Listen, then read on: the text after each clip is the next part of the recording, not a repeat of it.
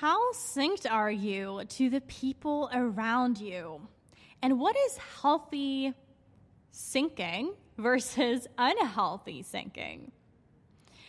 You see, there's this example that I wanted to give you, which is when couples meet after one of them having been home and the other one has been out. And when one of the partners comes in through the door, right, it's like they're in disalignment because one of them, the one who comes in through the door, has been outside, let's say for a full day, and the other one has been inside. And so the one who's been outside has been massively stimulated by a lot of information, most likely, right? And the other one has stayed inside in probably a little bit more of a slower pace. And research actually shows that most fights or disalignment between couples happen when one of them comes in through the door, which makes sense, right? And there's this thing called heart hugs, which I found to be super beautiful. Because one great way to get back in sync is through doing heart hugs. Because what happens then is that your frequency, your vibration, and your even thought patterns and mind and like everything as far as energy is concerned is coming into sync through that hug. And you might have recognized that when you have given someone a hug or received a hug, you actually calm your nervous system. You come into a more of a relaxed state, right? So this is healthy syncing. Healthy syncing is being able to connect, to look at each other and even hug. This is beautiful. This is healthy syncing. Now we also have unhealthy syncing.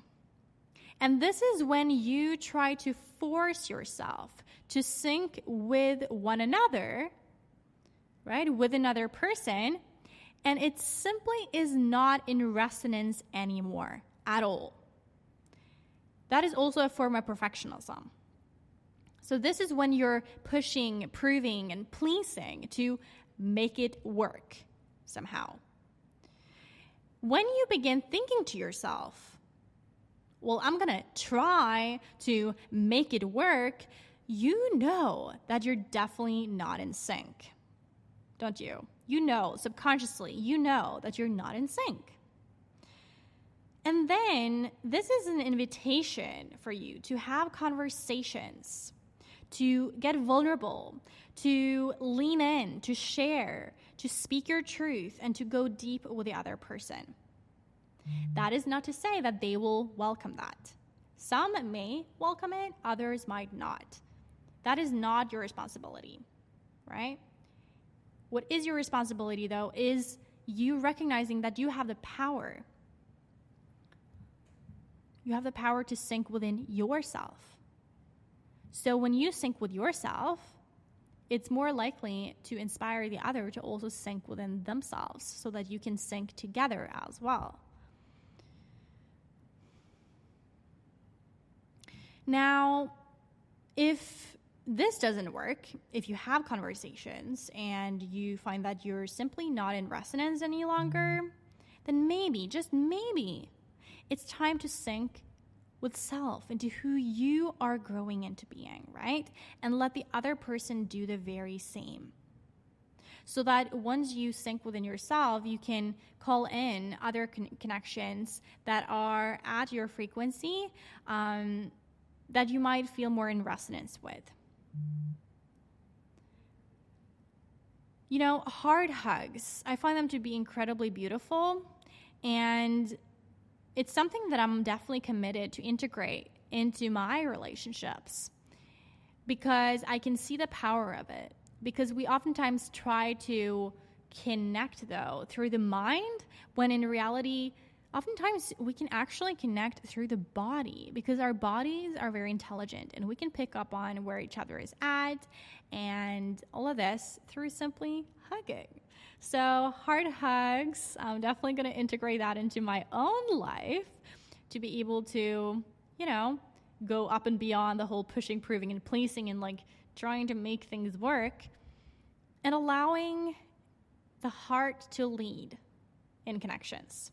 So that is what I would inspire you or encourage you to do too, to integrate this and see how it affects your relationships. If you find yourself pushing, proving, and placing in relationships, if you find yourself out of resonance with someone in your life and you've been trying so hard to make it work, then join the Bloom Beyond tribe because we're in there together. A lot of high performers with perfectionism who are committed to create a life and business of freedom from perfectionism with the power of the subconscious mind. So we're really dealing with the subconscious mind to be able to really activate your light and stand in your authenticity and really just sync with self so that you can also sync with others and also then repel those that are no longer in resonance. That is what is the price of blooming beyond perfectionism. Is realizing that once you bloom, you're going to repel some people, you're going to attract some other people. That's beautiful. It's so, so, so beautiful. And this is how you expand your consciousness and create the life of your dreams, right? So go to bloombeyond.com/apply to apply. We'll have a look at your application, your current situation, your desired situation when it comes to perfectionism. And when it comes to syncing as well, feel free to chat about that in your application too. And then you might be invited to join and get a free monthly cohort in the group. And then you can also explore our paid programs through being part of this group as well. So go to bloombeyond.com/apply. And until next time, make sure to do some hard hugs with those around you. Get into sync, even hug yourself right now. Just feel your warmth, feel your love. Give yourself a hard hug and come into sync with self, the sunflower and bloomer within. From this place, you can give hard hugs to other people too. And from this place, you can continue to stay bright, brave, and balanced.